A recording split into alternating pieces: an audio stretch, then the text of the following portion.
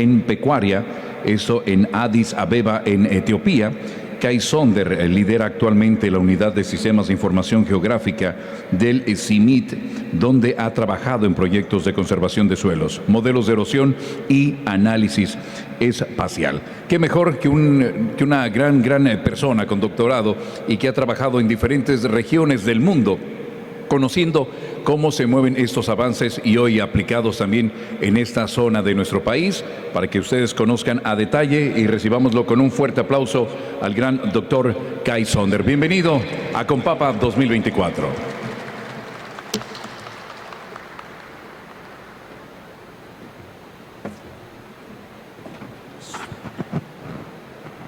Muy buenos días. Gracias por la invitación. Siempre un placer de venir a Los Mochis. Normalmente vengo por maíz y trigo, hoy por la papa, que es un tema interesante también.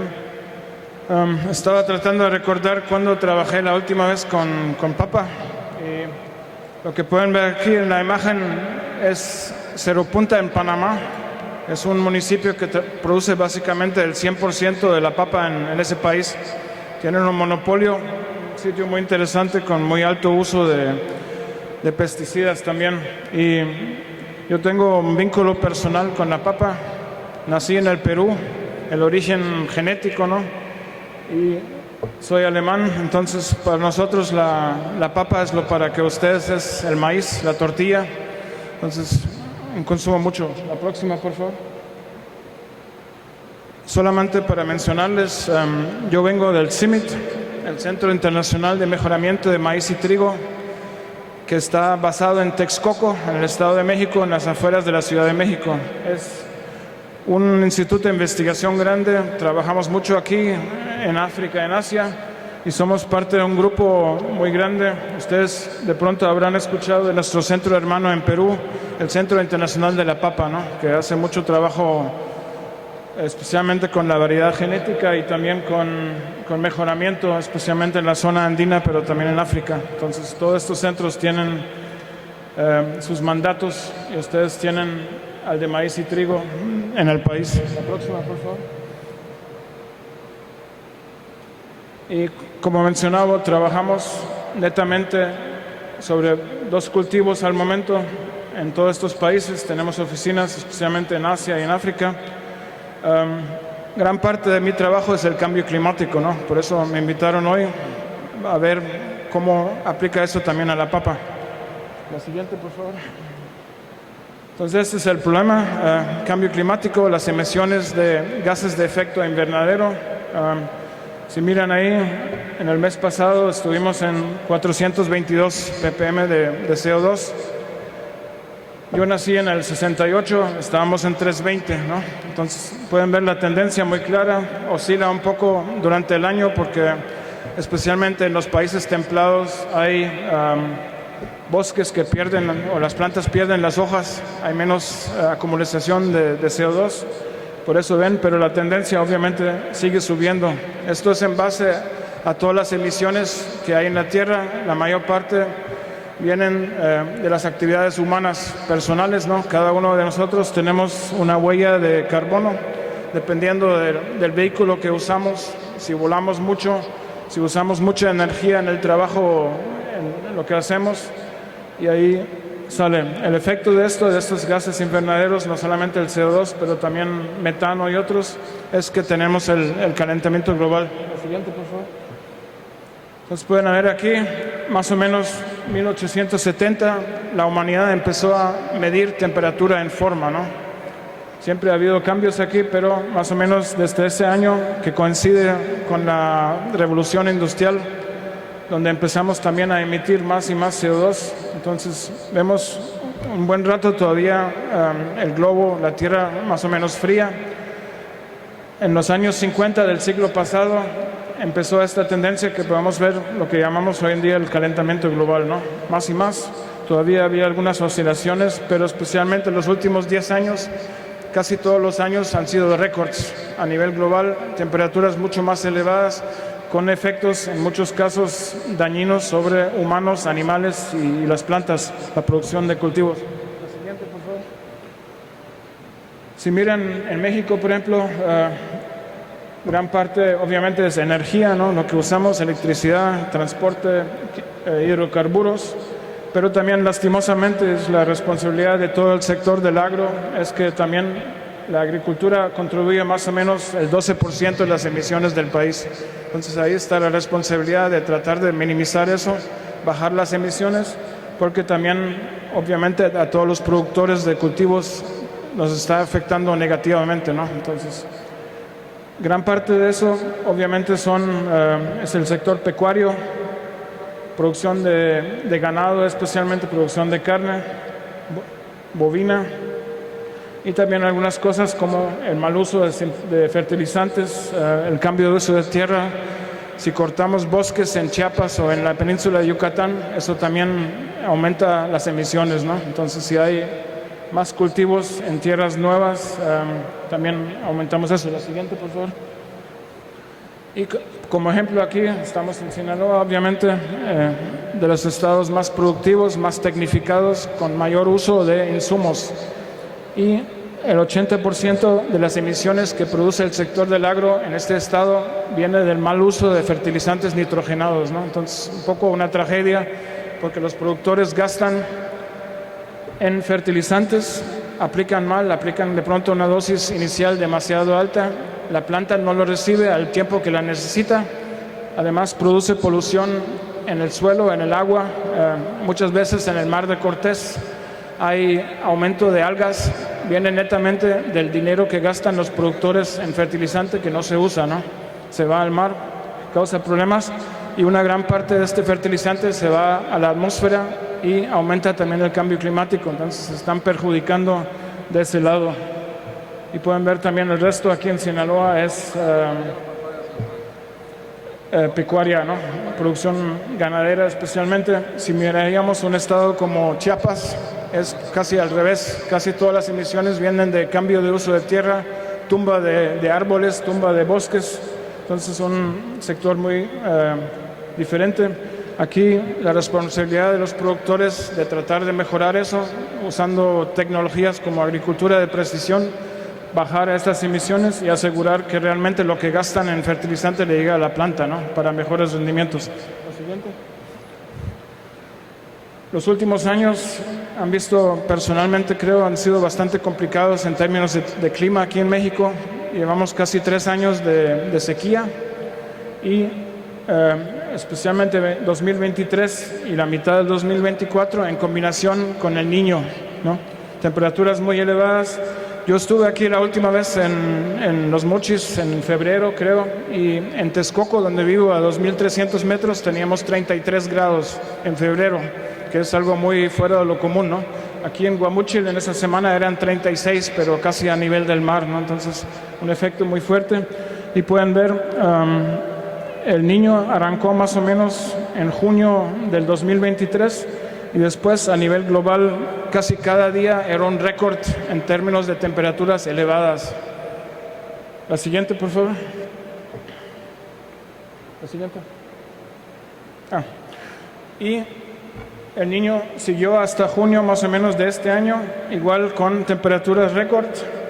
Encima de eso, las predicciones fueron bastante buenas, más o menos un año a 6 meses antes sabíamos que ese Niño iba a venir, ¿no? Entonces, algunas cosas podemos acoplar aquí para la producción de alimentos. Lo interesante de este Niño fue que se esperaba un Niño muy, muy fuerte y salieron realmente estas temperaturas muy elevadas. Después de que pasó, los científicos vieron que no era tan fuerte, pero era la combinación Niño más cambio climático, ¿no? El cambio climático ya había aumentado la temperatura del mar, que tiene mucho que ver con el efecto del Niño y el poder que tiene. Entonces, todo lo que estamos viendo aquí, al momento parece que estamos en la Niña, que afecta a ustedes aquí en el norte también negativamente, ¿no? La sequía sigue basado en ese evento. La siguiente, por favor. Y esto es el problema que estamos viendo al momento. Entonces, los eventos de la Niña y el Niño que vienen son oscilaciones naturales que vienen de vez en cuando. Estamos viendo ahora con combinación de cambio climático que van a ser más fuertes y las oscilaciones también, ¿no? Los efectos negativos en las partes del país donde afecta con sequía y con calor elevado. Ahí vamos a tener más problemas en el futuro para la agricultura, también para la vida cotidiana. La próxima, por favor. ¿Qué pasa con los cultivos, no? Si tengo temperaturas muy elevadas, tenemos dos diferentes tipos de fotosíntesis, ¿no? Hay diferentes tipos de cultivos, las plantas C3, como el trigo, el arroz y otros, y las plantas C4, la papa también es C3. Maíz, por ejemplo, es una planta C4, es más eficiente en la fotosíntesis, ¿no? Usa el CO2 que hay en la atmósfera mejor y, como pueden ver aquí, no es tan afectada por temperaturas elevadas como los otros cultivos C3 en este caso. Entonces, si llegamos a un punto para los C3, digamos 17, 18 grados, ahí baja la tasa de fotosíntesis, que implica que al fin tenemos menos rendimiento, ¿no? Entonces, temperaturas ideales más bajas son mejores aquí. Cultivos como el maíz, la línea naranja, el área amarilla, ahí aguanta temperaturas altas mejor, pero también más allá de los 32 grados, cada día más de 32 grados, el maíz pierde rápidamente también de rendimiento. En trigo también lo vemos muy claramente aquí en México, nuestros colegas trigueros en el Valle del Yaqui, cada año que tienen 1 grado más de lo normal de temperatura mínima de enero a abril, pierden 10% de rendimiento, ¿no? Entonces, si el calentamiento global sigue, vamos a tener efectos más fuertes aquí. El siguiente, por favor. Y el cambio climático, entonces, en el cultivo de la papa afecta en varias áreas la producción, ¿no? Precipitación, obviamente, para llenar las represas. Ya hemos escuchado varias veces hoy el agua al momento, un tema muy crítico, especialmente en el norte de México. Sequías, heladas también.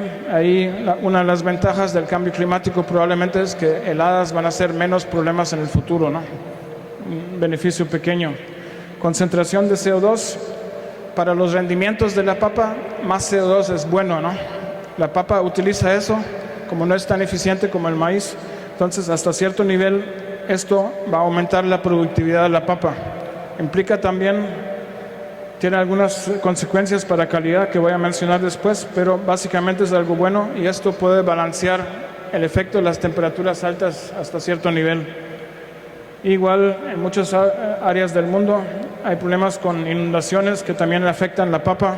La papa es un cultivo que no le gusta mucho la humedad excesiva en el suelo, ¿no? Entonces tengo problemas con hongos, también algo que nos va a afectar, igual radiación solar. La siguiente, por favor. Estoy viendo desde un buen rato ya todas las publicaciones que salen sobre el efecto de cambio climático sobre la agricultura en México, entonces voy a presentar hoy solamente 2. Lastimosamente hay muy pocos trabajos que se hicieron directamente sobre la papa. Hay bastante trabajo sobre maíz, algo sobre trigo, frijol, pero nada para la papa. Pero esto pueden ver es del 2007, ya un buen rato atrás, y el señor Klein estaba viendo el impacto de cambio climático sobre productividad agrícola en general. Pueden ver todos los países rojos, naranja o amarillos van a estar afectados más fuertemente, ¿no? México, desafortunadamente, rojo, ¿no? Ya tiene muchos problemas con variabilidad climática. Si con los efectos del cambio climático esto va subiendo en el futuro, va a estar peor. Entonces ya un trabajo viejo y hasta hoy día no he visto ningún trabajo que muestre que el país va a estar mejor, ¿no? Vamos a tener el gran reto de tener que producir más alimentos para más personas, pero bajo condiciones climáticas más complicadas.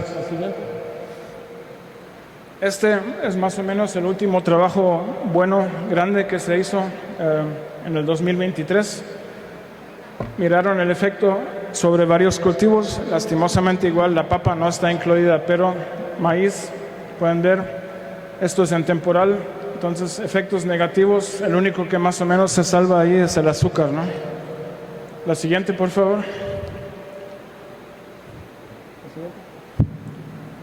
Esto es lo mismo en riego y pueden ver que especialmente maíz, Sinaloa, desafortunadamente en rojo, también efecto fuerte negativo, ¿no? Entonces, la problemática va a seguir, especialmente también si no tenemos agua, ¿no? Como este año. Entonces, en general impactos negativos. Lo siguiente, por favor. Y ellos también, los autores aquí, trataron de calcular las posibles pérdidas en el futuro para cada cultivo y para cada estado. Entonces, si miran donde está maíz, en Jalisco, por ejemplo, en Chiapas, fuertemente afectado, algunos otros cultivos también. La siguiente. Y en riego pueden ver efectos negativos, el costo para maíz o para trigo en Sonora, entonces también impacto muy fuerte, ¿no? La siguiente. Esto es una aplicación de un modelo donde combinaron modelos de cambio climático con modelos de cultivos para la papa a nivel global. He estado buscando si hay algo más detallado, pero pueden ver que especialmente en las zonas tropicales en África del Sur o en Brasil, ahí tendríamos afectación negativa de la papa. México es como una mezcla, ¿no? En total, comparado con otros cultivos como el maíz, la papa no va a estar afectada tan fuerte, ¿no? Por el efecto del CO2, la fertilización adicional por el CO2, y también porque hay áreas en la zona andina, hay mucha área todavía para expandir la producción hacia arriba, ¿no? En las montañas. Entonces, pueden ver, México es como una mezcla de rojo y azul, las partes altas del país donde hay producción. En las zonas montañosas, ahí las condiciones en algunos casos hasta van a mejorar, ¿no? Y implica también que los productores pueden seguir subiendo. En la zona andina, por ejemplo, con maíz, estamos viendo eso en el Ecuador, el maíz subió 400 metros en 10 años, ¿no? Los productores empezaron a sembrarlo más y más arriba, donde antes no se podía por temperaturas bajas, hoy en día se puede. En el norte de China, colindando con Rusia también, el maíz migró más o menos 250 kilómetros al norte en 10 años, igual por el mismo efecto, temperaturas elevadas, implica que puedo sembrarlo en áreas más frías.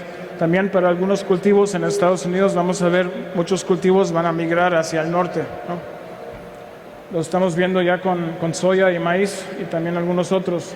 Aquí en México, donde se puede, se va a poder expandir. La siguiente, por favor. La siguiente.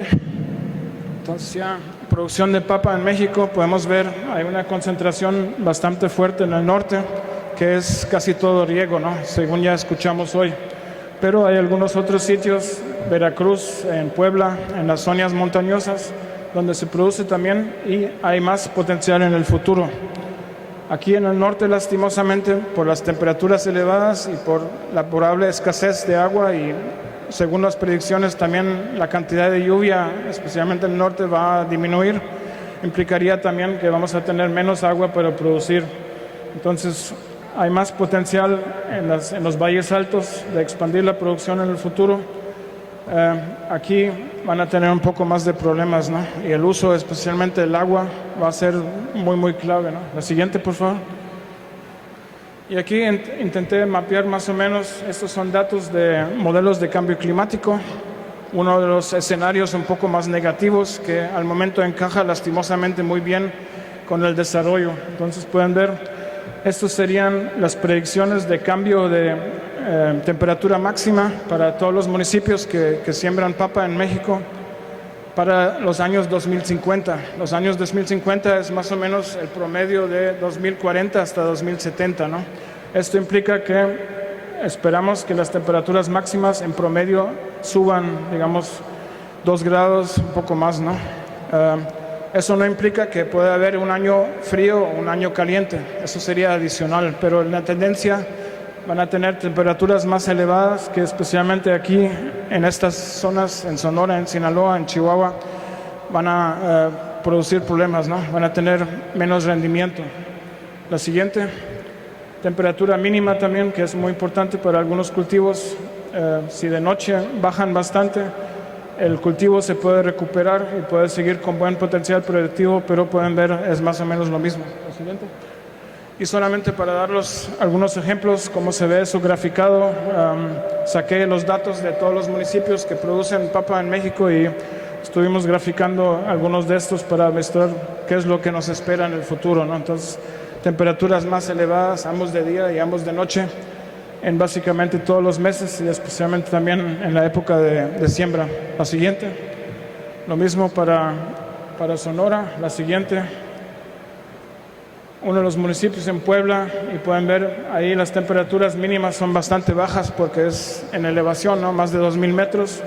Ahí también va a subir, pero en algunos casos va a implicar que si los productores tienen suficiente terreno para moverse 100, 200, 300 metros para arriba todavía, ¿no? En las montañas van a poder seguir produciendo bajo las mismas condiciones que hoy, ¿no?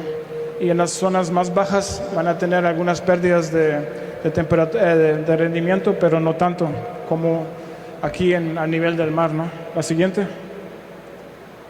Jalancingo también, por ejemplo. La siguiente. Precipitación, ahí los modelos no son súper claros siempre, pero eso también es la predicción para los 2050, ¿no? Pueden ver, gran parte del país tendría a reducciones no necesariamente muy fuertes de precipitación. Entonces, especialmente aquí, para las áreas que dependen más del riego, eso va a ser un problema. Zonas como Chiapas aquí abajo tienen 4,000 milímetros por año, ahí no afecta tanto, ¿no? Pero en otras zonas sí. Hace unos años hicimos un estudio específico para el Valle del Yaqui y la cuenca del Valle del Yaqui en relación con las presas, y vimos que según las predicciones el agua no va a cambiar tanto, pero en combinación con las temperaturas elevadas va a haber más evapotranspiración, más consumo de agua por el lado de las plantas, entonces más necesidad, ¿no? A largo plazo también. Y ahora, los últimos 3 años, hemos visto qué pasa si tenemos una sequía seguida, ¿no? Entonces, muy poca agua, simplemente no se puede producir. La siguiente. Y aquí, casi cada semana veo en los medios sociales este mapa. Creo que el colega que lo produce anda por aquí, Marcos, ¿no? De la revista Comentarios. Entonces, siempre miro, y este año obviamente es muy preocupante, ¿no? Algunos años un huracán o dos les llenan estas presas, pero si sigue esta tendencia va a ser malas noticias también la próxima. Y eso en combinación que especialmente en el norte, la mayor parte de los acuíferos en México ya están sobreexplotados, también en el Bajío y en otros lados, ¿no? Así que esa tendencia también preocupante, y hay que ver cómo mejoramos el uso del agua aquí. La siguiente. Encima de eso, este es un mapa actual del estrés hídrico en México. Pueden ver, especialmente en el norte, en casi todos los casos el uso y la demanda son más altas de lo que recibimos en términos de aguas subterráneas y lluvias. La siguiente, por favor. Y estas son las predicciones para estrés hídrico en el futuro, que implica básicamente que la mayor parte del país va a subir un poco, especialmente aquí en el norte otra vez, ¿no? Va a haber más estrés hídrico en combinación igual con las temperaturas elevadas y menos precipitación. La siguiente, y aumento de población, obviamente. La siguiente. Y esta semana justo salió otra investigación.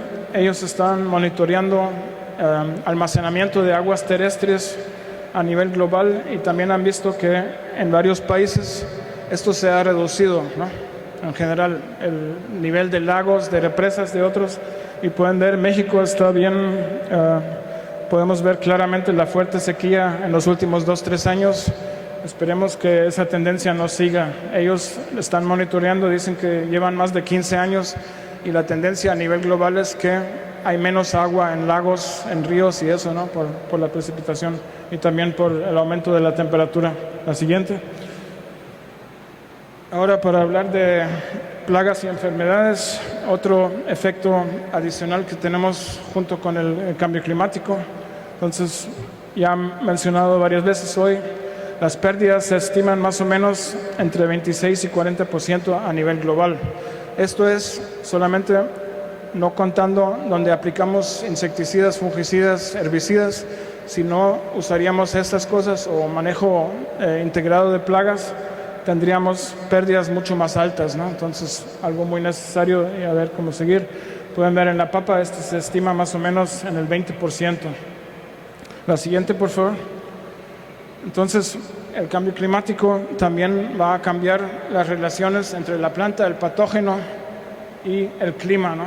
Entonces, el ambiente cambia, cambian las condiciones, y estamos muy afortunados por el cambio climático, las condiciones para las plagas y enfermedades bajan también, ¿no? Implica que para las plagas y enfermedades el ambiente es menos usual, pero en la mayor parte de los casos que estamos viendo, el ambiente en el futuro es más favorable para plagas y enfermedades, ¿no?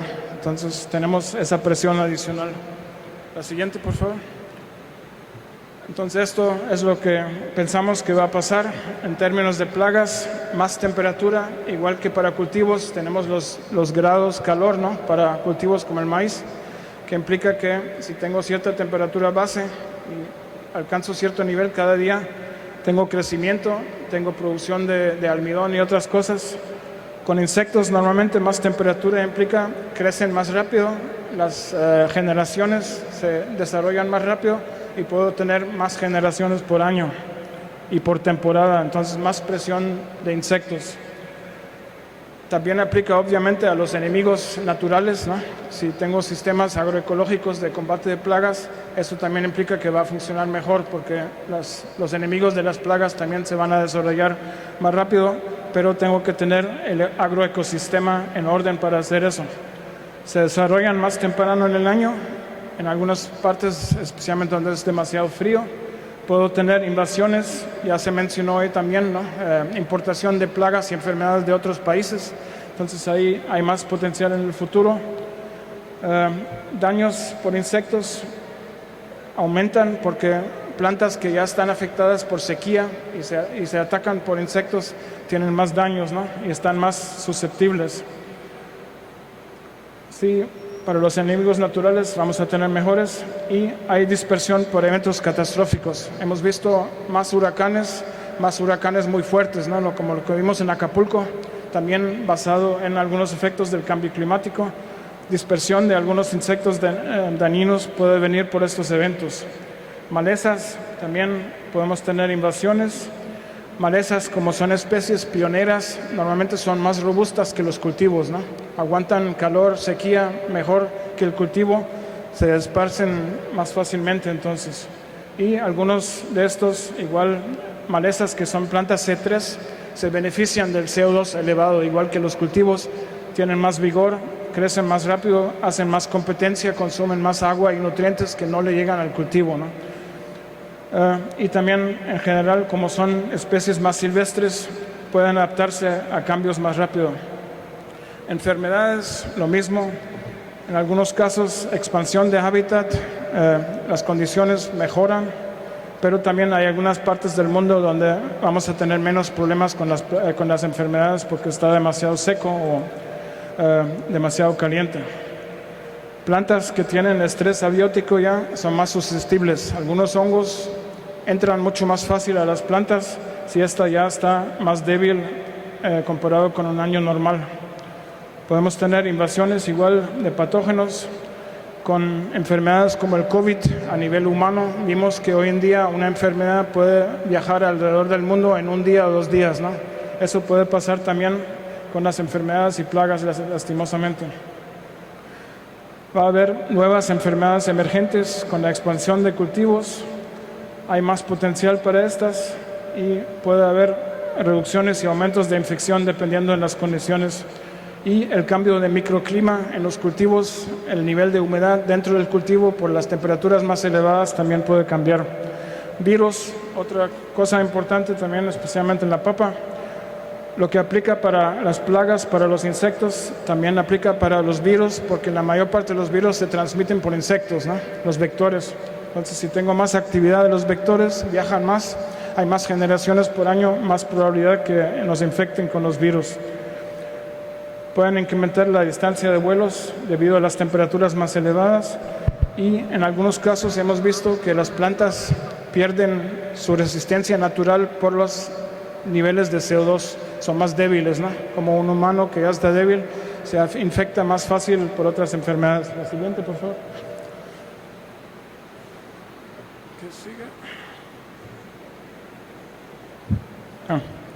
En la papa, obviamente, las plagas, los insectos como la polilla de la papa, como el escarabajo o las gallinas ciegas, un problema. Ahí vamos a tener justo esos problemas, más generaciones, desarrollo más rápido, invasión de áreas nuevas, implica tengo que usar o más insecticidas o ver que tengo más presencia de enemigos naturales. Nemátodos también. En los últimos años en Inglaterra han visto un gran aumento de áreas infectadas por nemátodos que afectan la papa. ¿Por qué? Porque las temperaturas del suelo también han subido en los últimos años, ¿no? Entonces ahí vamos a tener problemas adicionales. La siguiente, por favor.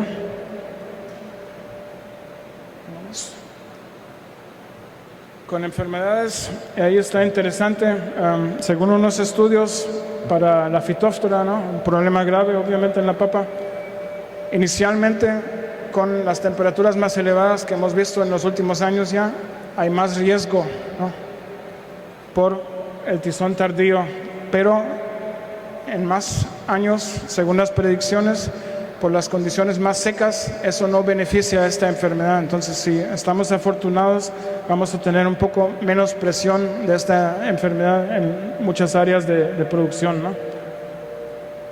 Y también se han visto que las defensas es más fácil para el hongo de infectar la planta y esparcerse, y va a haber invasiones, especialmente los hongos, en nuevas áreas. Con los virus lo mismo, hay bastante presencia en México, con vectores más activos y más generaciones de vectores. Vamos a tener que ver cómo controlamos eso más durante el año, ¿no? La siguiente.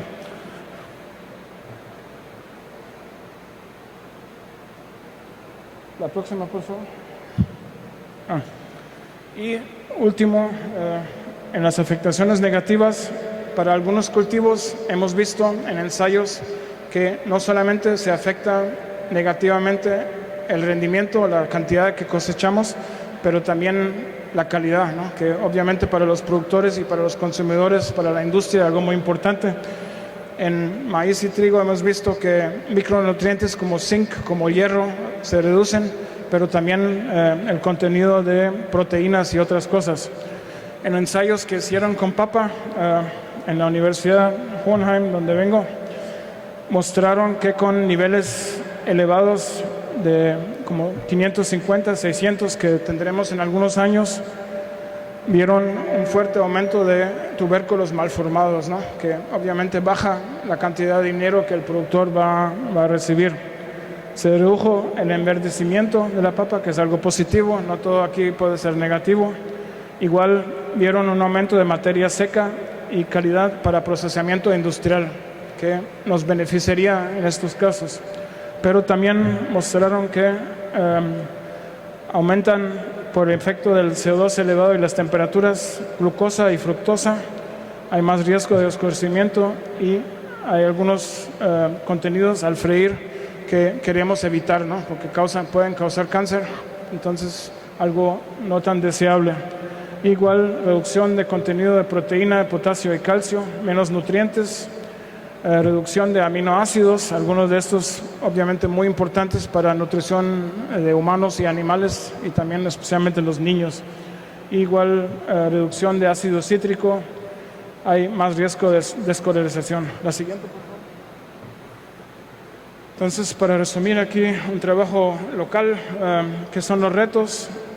Mayor incidencia de plagas y enfermedades, no en todos casos, pero lo más probable. Menos diversidad en los cultivos por las condiciones, daños a los cultivos por calor extremo. Vamos a tener más días de alto calor que afectan el rendimiento directamente, ¿no? De la papa y de otros cultivos. Más huracanes y más eventos negativos que pueden tener varios efectos. Menor eficacia en algunos casos de herbicidas y plaguicidas también por las temperaturas elevadas. Entonces vamos a tener que usar más, aparte que poblaciones de estos pueden ser más altas. Predicciones menos confiables. Si recuerdan el huracán que le pegó a Acapulco, cambió muy rápidamente de fuerza, ¿no? Se fue de, no sé, nivel 3 a 5 en menos de 24 horas y casi ninguno de los expertos estaba esperando eso. Después miraron por qué y eran las temperaturas elevadas en el Golfo de México y algunas concentraciones de sal que también tienen que ver con el cambio climático, con la cantidad de lluvia que entra desde la tierra. Entonces, ahí en la agricultura también vamos a tener ese problema, ¿no? Que muchos eventos, vamos a tener más eventos extremos y va a ser más difícil predecir esto bien. Con el Niño nos va más o menos bien, pero las sequías que hemos tenido ahora, no vi ninguna predicción que hubiera dicho que nos va a afectar algo tan fuertemente, casi 3 años, ¿no? Mayor estrés hídrico y térmico, obviamente. Problemas con el cumplimiento de horas frías, que para este cultivo es importante.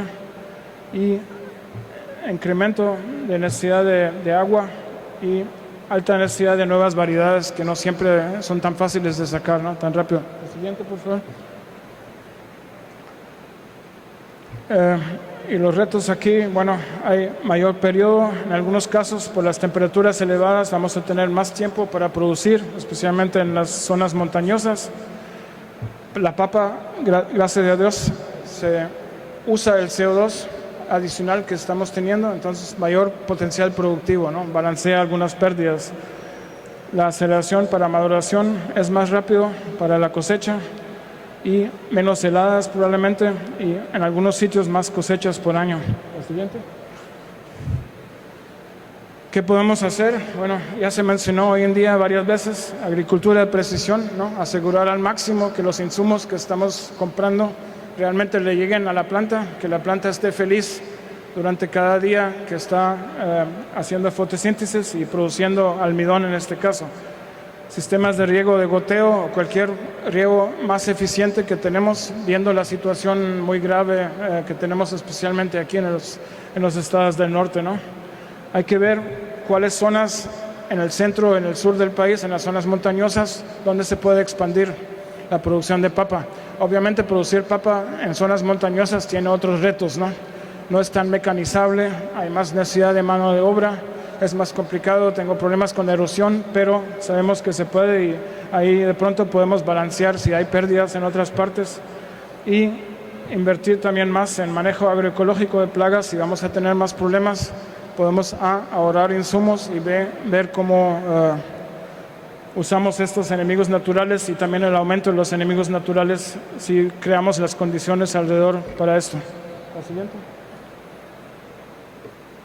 Listo, creo que con eso es suficiente. Espero que haya sido interesante. No sé si hay preguntas.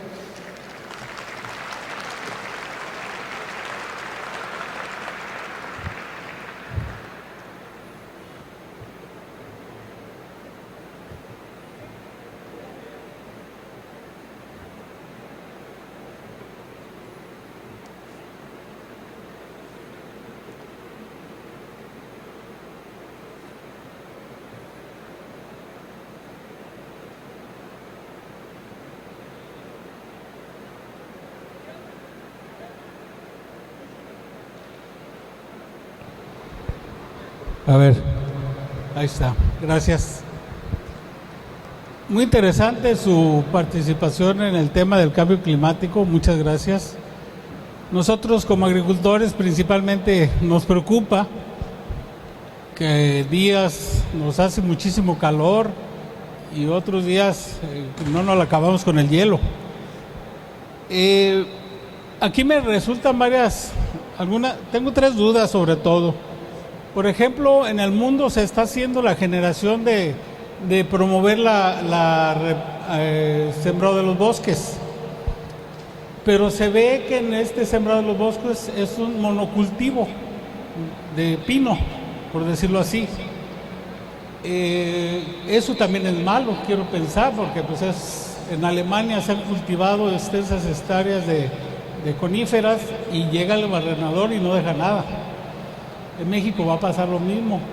¿Qué programas en México hay para hacer diferentes zonas de diferentes árboles a nivel replantación, podríamos llamarlo así, o reforestación general, para que sea una diversidad de ambiente ahí en los bosques? Otra, dice usted que cada vez vamos a tener menos agua, se están acabando el agua de los acuíferos. ¿Por qué si está sucediendo eso? ¿Por qué no se están construyendo más presas? ¿Por qué esa agua se deja ir a los mares?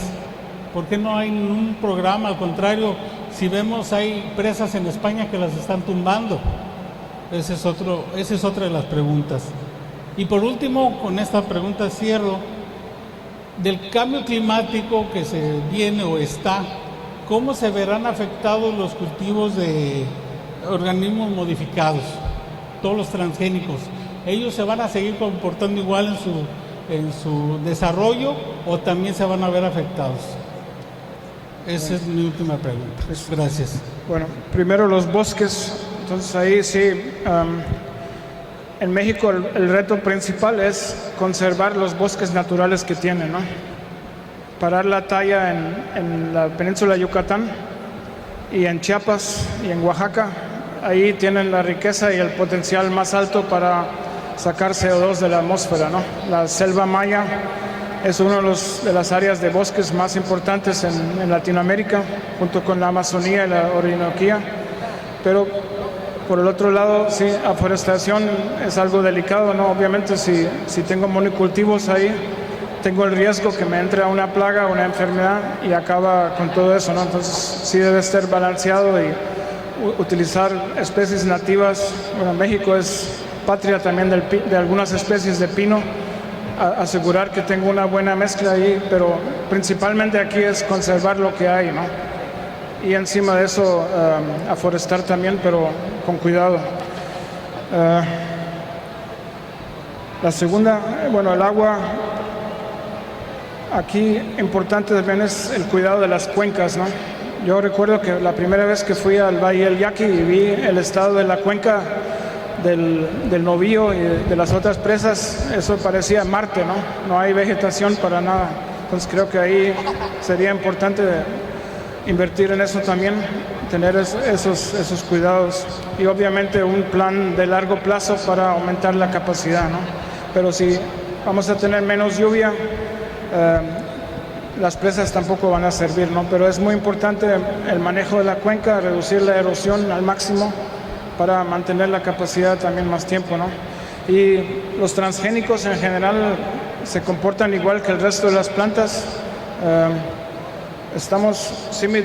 Bueno, nosotros no trabajamos con transgénicos, pero estamos haciendo mejoramiento convencional, ¿no? Para tolerancia a la sequía, al calor y la combinación de ambos, ¿no? Entonces ahí eso funciona. El Centro Internacional de la Papa hace lo mismo. No hay necesariamente que utilizar, pero transgénicos se afectan de la misma manera que el resto, que los cultivos convencionales, digamos, ¿no? Pero muchas instituciones, INIFAP, la industria de semillera, todos ellos están trabajando con mejoramiento normal, convencional, justamente para sacar variedades más adaptadas, ¿no? Eso es algo muy importante también, que presionar el sector semillero que sigan produciendo variedades nuevas que estén más tolerantes a los estreses bióticos y abióticos, y también para muchos productores estar dispuestos a adoptar, ¿no? esas variedades nuevas muy rápido. Hay muchas áreas en el mundo donde la gente todavía siembra variedades de hace 30 años, donde el uso de nutrientes es muy bajo, ¿no? La eficiencia es baja y son en muchos casos susceptibles a las enfermedades, ¿no? En el Bajío lo veo mucho con trigo. En el Valle del Yaqui, un buen ejemplo, ahí el patronato INIFAP trabajan lado a lado y ellos siempre ven una variedad nueva, sale, es muy interesante y empiezan a adoptarla muy rápidamente. Lo que les mencionaba del impacto de la temperatura mínima en el Yaqui, la mayor parte de los productores adoptaron una variedad que se llama Cirno, que estaba mejorada para tolerancia al calor. Entonces esos 10% de rendimiento que perdían ya se está disminuyendo. Sí, siguen adoptando y si las instituciones que producen semillas, variedades nuevas, siguen acoplándose a ese reto, ¿no? Pero obviamente no es tan fácil, pero en sí no hay necesidad ahí de transgénicos, ¿no? En Estados Unidos, donde siembran casi 100% transgénicos, tienen los mismos problemas con las temperaturas elevadas y la sequía que en otros lados, ¿no? Entonces, sí. No sé si hay tiempo todavía.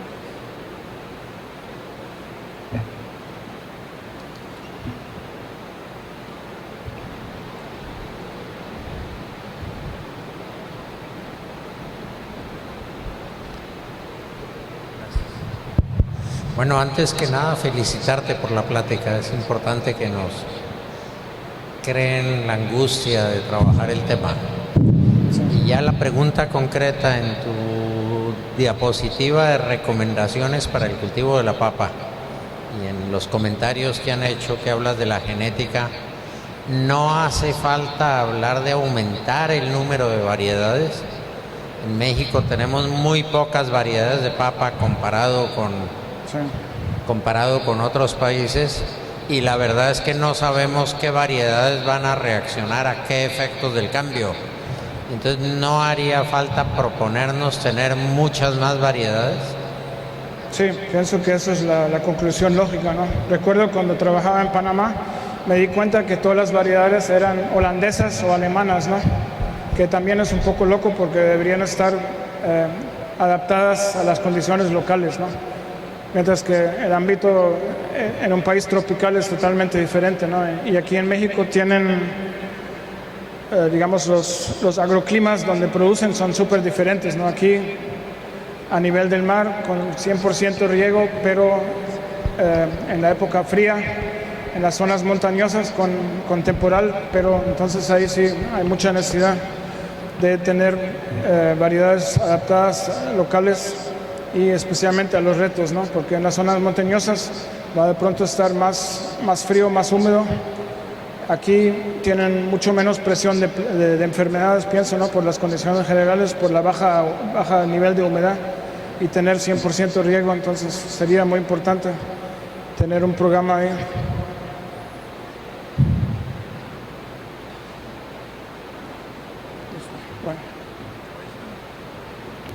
Pues brindemos un fuerte aplauso al doctor Kai Sonder por esa fabulosa plática que nos ha compartido, mucho conocimiento con el cuidado de la papa y también sobre todo esta situación que estamos viviendo sobre los tipos de riego. Invitamos a José Blanchet para que haga la entrega de reconocimiento, diploma también, y su reconocimiento de Compapa.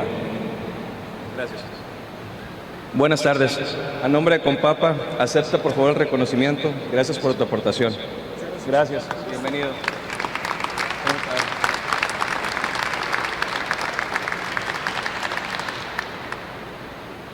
Muchas gracias.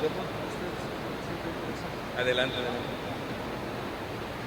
Fuerte el aplauso, que se escuche la presencia y todo lo que estamos viviendo en ese primer día del Congreso Nacional de la Papa aquí en la ciudad de Los Mochis. No se nos...